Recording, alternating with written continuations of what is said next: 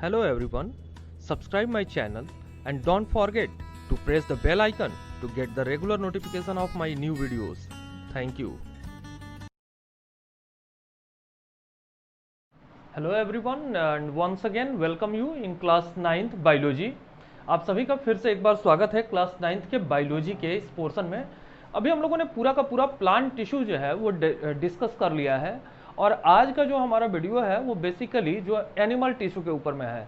Animal tissue की जब हम बात करते हैं तो वहाँ पे हम देखेंगे कि प्लांट टिश्यू से ज़्यादा एडवांसमेंट हमें एनिमल टिश्यू के अंदर में देखने को मिलेगी। किस तरीके के एडवांसमेंट की बात कर रहे हैं? जैसे डिवीजन ऑफ लेबर की बात कर रहे हैं। प्लांट के अंदर में बड़ा लिमिटेड डिवीजन ऑफ लेबर मिलता है, जबकि प्लांट टिश्यू एनिमल टिश्यू के अंदर में ज़्यादा से ज़्यादा डिवीजन ऑफ लेबर देखने को मिलते हैं। हमारे अलग अलग ऑर्गन्स हैं और ये अलग अलग ऑर्गन जो है अलग अलग तरीके के काम परफॉर्म करते हैं। तो एक तरीके के टिश्यू से हर तरीके के काम को परफॉर्म नहीं किया जा सकता है, इसीलिए एनिमल्स के अंदर में वेराइटी ऑफ टिश्यूज जो हैं वो पाए जाते हैं। टिश्यू की वंस अगेन अगर हम लोग बात करें तो वहाँ पे देखते हैं कि टिश्यूज हैं क्या।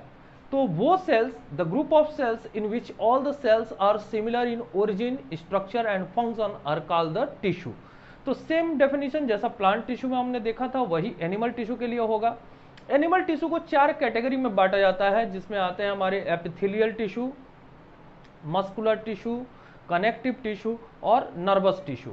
तो आज जो है सबसे पहले हम लोग बात करने वाले हैं एपिथेलियल टिश्यू के बारे में, और ये बहुत ही सिंपल टाइप के जो टिश्यू होते हैं उनको एपिथेलियल टिश्यू कहते हैं।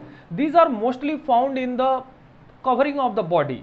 किसी भी बॉडी ऑर्गन के कवरिंग पे पाए जाते हैं। तो किसी भी ऑर्गन के या तो आउटर मोस्ट लेयर पे पाए जाएंगे या किसी ऑर्गन के इंटरनल लेयर्स पे पाए जाएंगे। तो ऑर्गन हमारे पास 2 तरीके के हैं, एक तो सिंपल प्रोटेक्टिव ऑर्गन्स हैं और कुछ ऑर्गन्स ऐसे हैं जो किसी मटेरियल को सिक्रीट करते हैं।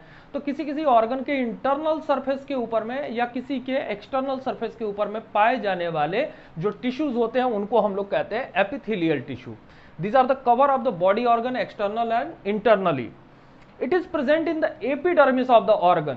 किसी भी ऑर्गन के ये किस पे पाए जाते हैं? ये पाए जाते हैं उनके एपिडर्मिस के ऊपर में। तो एपिडर्मिस के ऊपर में ये पाए जाते हैं। तो एपिडर्मिस क्या है? सबसे जो बाहरी लेयर होती है उसको हम लोग एपिडर्मिस कहते हैं। तो किस किस के? स्किन के, बकल कैविटी यानी जो हमारी माउथ कैविटी होती है।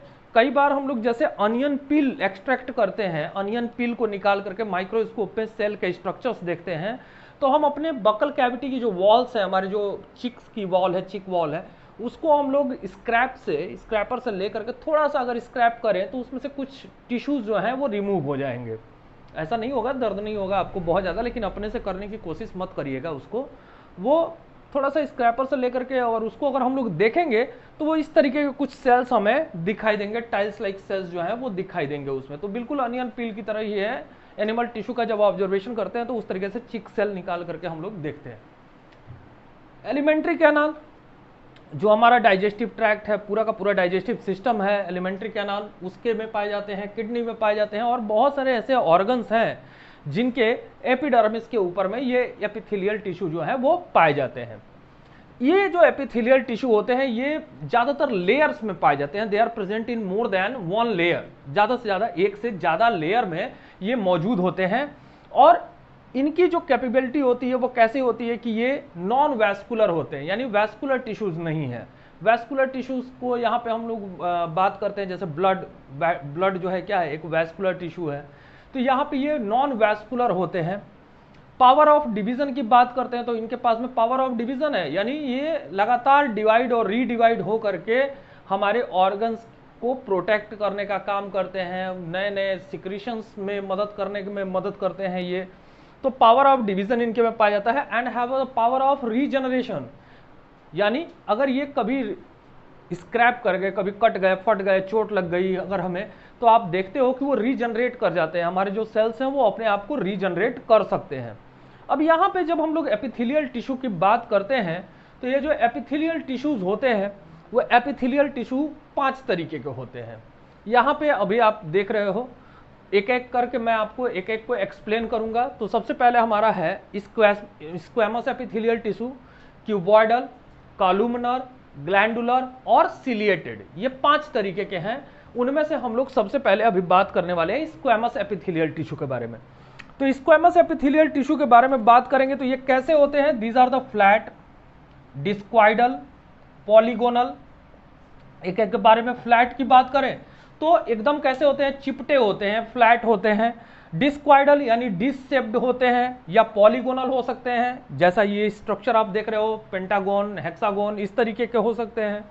फिट लाइक अ टाइल्स, यानी ये आपस में इस तरीके से फिट होते हैं, जुड़े होते हैं, जैसे हमारे घरों में जो टाइल्स लगी रहती हैं और एक एक टाइल्स एक दूसरे के साथ में चिपकी रहती है, उस तरीके से इनका अरेंजमेंट होता है। Present in alveoli of lungs, ये कहाँ मौजूद होते हैं, हमारे लंग्स के एल्वियोलाई में मौजूद होते हैं। बॉमेन्स कैप्सूल ऑफ किडनी, किडनी का जब स्ट्रक्चर क्लास 10 का कभी अगर वीडियो आएगा एक्सक्रीशन का, तो उसमें आप लोग देखिएगा कि बॉमेन कैप्सूल क्या होता है। तो इंटरनली जब हम लोग किडनी के स्ट्रक्चर के बारे में बात करते हैं, नेफ्रॉन के स्ट्रक्चर के बारे में बात करते हैं, तो वहां पे एक कप शेप्ड स्ट्रक्चर होता है जिसको हम लोग कहते हैं बॉमेन कैप्सूल। तो इस बॉमेन कैप्सूल में पाए जाते हैं, एल्वियोलाई में पाए जाते हैं। लंग्स की जो यूनिट होती है, जो गैसेस एक्सचेंज की यूनिट होती है, उसे एल्वियोलाई कहते हैं। And these are also present in the blood capillaries. तो एल्वियोलाई में मौजूद होंगे तो इनका काम क्या है, गैसेस एक्सचेंज करना, यानी ऑक्सीजन ब्लड में मिक्स करना और ब्लड में मौजूद कार्बन डाइऑक्साइड को ले लेना। बॉमेन कैप्सूल यानी किडनी में होते हैं तो वहां पे ये अल्ट्रा फिल्ट्रेशन का काम करते हैं, यानी ब्लड के अंदर में मौजूद जो इंप्यूरिटीज होती हैं वो वहां पे छन करके और बाहर हो जाती हैं। ये काम कहां होता है, बॉमेन कैप्सूल में होता है। And gas exchange of material, तो एक्सचेंज ऑफ मटेरियल कहां होते हैं, ब्लड कैपिलरीज में होते हैं, जब ब्लड के अंदर में मौजूद न्यूट्रिएंट्स बॉडी सेल्स में चले जाते हैं और बॉडी सेल्स से न्यूट्रिएंट जो वेस्ट मटेरियल है वो ब्लड के अंदर आ जाते हैं। दूसरा हमारा है क्यूबॉइडल एपिथेलियल टिश्यू। तो क्यूबॉइडल, इनका शेप ही आप देख रहे हैं, नाम से ही पहचान जाएंगे, क्यूब की तरह होते हैं, पॉलीगोनल होते हैं या क्यूबॉइडल होते हैं। ये कहाँ मौजूद होते हैं, ये हमारी आंखों के रेटिना में पाए जाते हैं, गोनेट्स में पाए जाते हैं और किडनी ट्यूब्यूल्स में, किडनी के जो ट्यूबुलर स्ट्रक्चर्स होते हैं। फिर उधर यहाँ पे मैं बोलूंगा कि जब आप एक्सक्रीशन का मेरा वीडियो आएगा क्लास 10th का, तो वहां पे आप देखिएगा कि किडनी के अंदर में जब हम लोग नेफ्रॉन का स्ट्रक्चर पढ़ेंगे तो बॉमेन कैप्सूल के अलावा उनके अंदर में कुछ ट्यूबुलर स्ट्रक्चर्स पाए जाते हैं। तो ये किडनी ट्यूब्यूल्स में भी क्यूबॉइडल एपिथेलियल टिश्यू मौजूद होते हैं। इनका काम क्या है, अब आंखों के अंदर रेटिना में पाए जाएंगे। तो रेटिना क्या होता है भाई, रेटिना जो हमारा कलर्ड पार्ट है हमारी आंखों का, वो रेटिना होता है। And these are help in absorption of light, ये लाइट को, जो एक्स्ट्रा लाइट होती है उसको एब्जॉर्ब कर लेते हैं and exact amount of light enter through the pupil. Okay, if they are present in the gonads, gonads का मतलब क्या होता है, गोनेट्स का मतलब होता है सेक्स ऑर्गन्स। तो मेल और फीमेल जो सेक्स ऑर्गन्स है उनमें मिलते हैं और वहां पे स्पर्म और ओवम के प्रोडक्शन में मदद करते हैं, स्पर्म का प्रोडक्शन करते हैं और ओवम का प्रोडक्शन करते हैं। तीसरी बात है किडनी ट्यूब्यूल्स है, तो यहाँ पे ये क्या काम करेंगे, यहाँ पे रीएब्जॉर्प्शन ऑफ मटेरियल करेंगे। कई बार क्या होता है कि जैसे बॉमेन कैप्सूल में हम लोगों ने देखा कि वहां पे फिल्ट्रेशन हो गया, छन गया, तो छनने के बाद कई बार ऐसा होता है कि उसके अंदर में यूजफुल मटेरियल बचे रहते हैं और उन यूजफुल मटेरियल को रीएब्जॉर्ब करने के लिए वो किडनी ट्यूब्यूल्स में जाते हैं। तो वहां पे उनका रीएब्जॉर्प्शन होता है, सेलेक्टिव रीएब्जॉर्प्शन होता है। और वो जो किडनी ट्यूब्यूल्स के जो टिश्यूज बने होते हैं वो किसके बने होते हैं, क्यूबॉइडल एपिथेलियम टिश्यू के बने होते हैं। तो ये हमारे हो गए स्क्वेमस एपिथेलियल टिश्यू और क्यूबॉइडल एपिथेलियल टिश्यू। अब अगला जो है हमारा वो होगा, चलिए, तो अगला जो अभी तक हम लोगों ने देखा कि कॉलमनर के बारे में हम लोगों ने बात की, स्क्वेमस के बारे में और क्यूबॉइडल सेल्स के बारे में। अगला जो हमारा है वो कॉलमनर है, ग्लैंडुलर है और सिलेटेड एपिथेलियम है।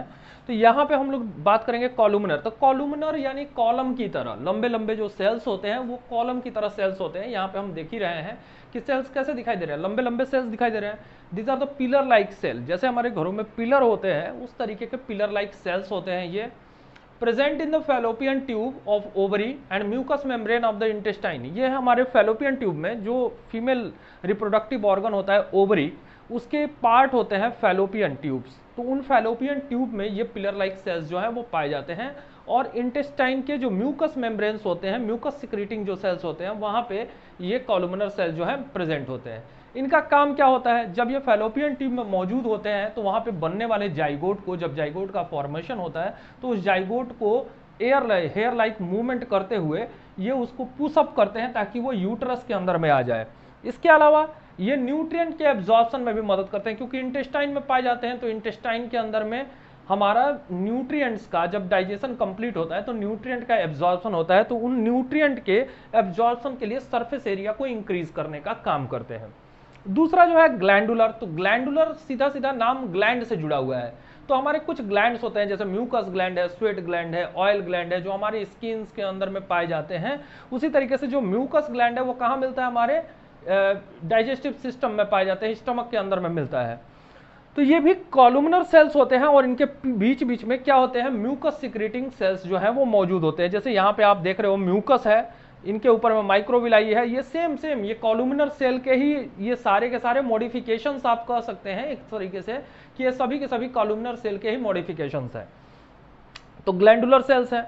तो जो म्यूकस सिक्रेटिंग सेल्स होते हैं हमारे स्टमक में, उनको हम लोग कहते हैं गॉबलेट सेल्स। क्या कहते हैं उनको, गॉबलेट सेल्स कहते हैं, जो म्यूकस का सिक्रेटन करते हैं। इसके अलावा स्वेट यानी पसीना और ऑयल ग्लैंड जो होते हैं वो भी ग्लैंडुलर एपिथेलियल टिश्यू के ही एग्जांपल्स हैं। लास्ट है हमारा सिलिएटेड एपिथेलियम टिश्यू। तो जैसे सिलिया का मतलब ही है कि ये भी कॉलुमनर सेल्स हैं और इनके फ्री एंड्स पे क्या पाए जाते हैं, सिलिया मिलते हैं। तो इनके फ्री एंड पे सिलिया होने से ये किसी भी तरीके के एयरी मूवमेंट्स के लिए या किसी पार्टिकल को बाहर की तरफ जाने के लिए या अंदर की तरफ ढकेलने के लिए उसमें ये मदद करते हैं, सिलिया जो है। तो they have the hair like structure at their free end, और इनके जो ये न्यूक्लियस होते हैं वो ठीक एकदम बेसिस की तरफ होते हैं। तो फ्री एंड पे सिलिया पाई जाती है और न्यूक्लियस एकदम बेस की तरफ होते हैं। ये ट्रैकिया में, फैलोपियन ट्यूब में मिलते हैं। ट्रैकिया यानी विंड पाइप के अंदर में, तो विंड पाइप के अंदर में मौजूद होने से ये लगातार अप एंड डाउन मूवमेंट करते रहते हैं, बीट करते रहते हैं, जिससे कि जो ऑक्सीजन है वो शरीर के अंदर की तरफ जाता है, जो कार्बन डाइऑक्साइड है वो बाहर की तरफ निकाला जाता है। इसके अलावा अगर कोई डर्ट पार्टिकल्स अगर हमारे एयर पैसेज में अगर एंटर करते हैं तो ये सिलिएटेड एपिथेलियल टिश्यू जो है उनको भी रोकने का काम करते हैं।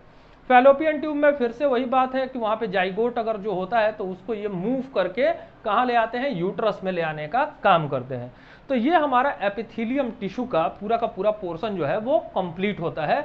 अगला जो हमारा वीडियो आएगा वो आएगा मस्कुलर टिश्यू के ऊपर में। तो हर एक टिश्यू जो होंगे हमारे एनिमल टिश्यू, उनके ऊपर में एक एक वीडियो हमारे आएंगे पर्सनली, ताकि आपको ज़्यादा देखना ना पड़े और कम से कम समय आप दे करके अच्छे से उन सारी चीज़ों को समझ सके। Till then, good bye.